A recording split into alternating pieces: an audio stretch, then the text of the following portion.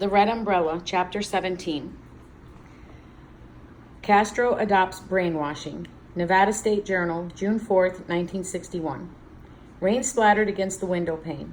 In the glow of lightning flashes, I could see the girls sleeping in the bunk beds around me. I felt drained, like I'd shed all of the tears my body could produce.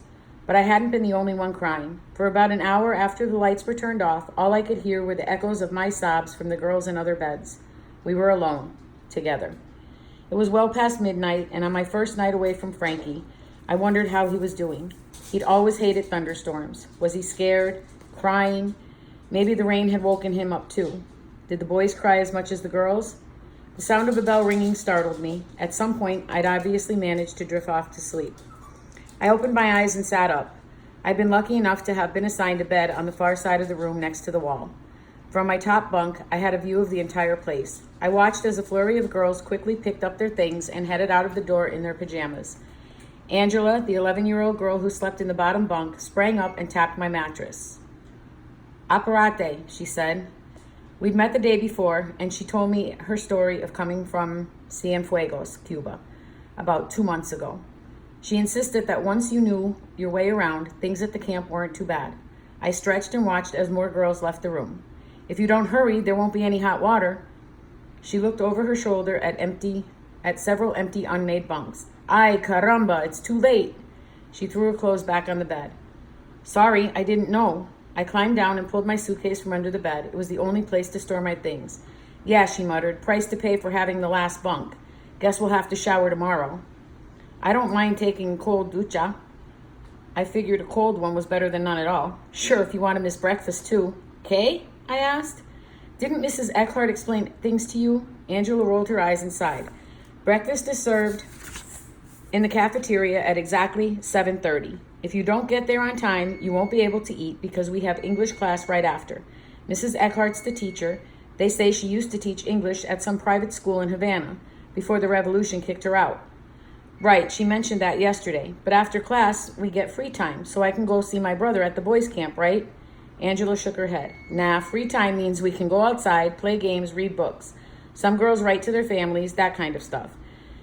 They'll bring over the boys for a little while at some point during the day, but that's it." My shoulders slumped. Oy, it could be worse. They could have sent our brother to a different camp and you'd only see him on Saturdays. "See," I sighed, "it could always be worse." I stood behind Angela waiting in line to get my breakfast tray. The cafeteria was really just a huge room with about 20 small square tables. An old woman wearing a hairnet and a light blue maid's uniform brought in several trays at a time. The girls in front of me referred to her as Nina. Angela turned around. "Keep Nina on your good side. If you clean your own tray and you're nice to her, she'll get you a little extra of your favorites." "Like what?" I asked, eyeing the box of cereal and container of milk sitting on the tray.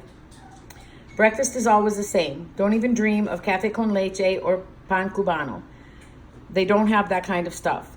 But sometimes for dinner, she'll give you an extra piece of chicken instead of the vegetables they always want us to eat." Oh, I watched as about 50 Cuban girls of all ages sat around eating their cereal, laughing and talking about the upcoming day. With everyone speaking Spanish, it almost felt like we were in a boarding school back home. Yet this wasn't Cuba, and no matter how much I wished that everything was okay, it wasn't. I knew it, and all the girls in the room knew it too. "Next week, you can have my bottom bunk." Angela poured the milk into her bowl. "Por qué?" I took a bite of the sweet, crunchy flakes. It wasn't bad, but it tasted like I was having a dessert for breakfast. "I'm going to live with the family in Oregon. They say the family's got a daughter just about my age. Anyway, it's not like I have a choice." "Why can't you just stay here?" I asked. "This place is only temporary." She leaned closer to me. "We're like puppies at the pound. If we don't get picked up by friends or some extended family member, then they ship us off to make room for the new arrivals." "But don't parents sometimes come to get their kids?" Angela took a big sip from the orange juice carton on her tray. "Sure, I heard that happened a couple of months ago to someone, but that was before I got here." Other side of the country. "So they're sending you to Oregon? Is that far from here?"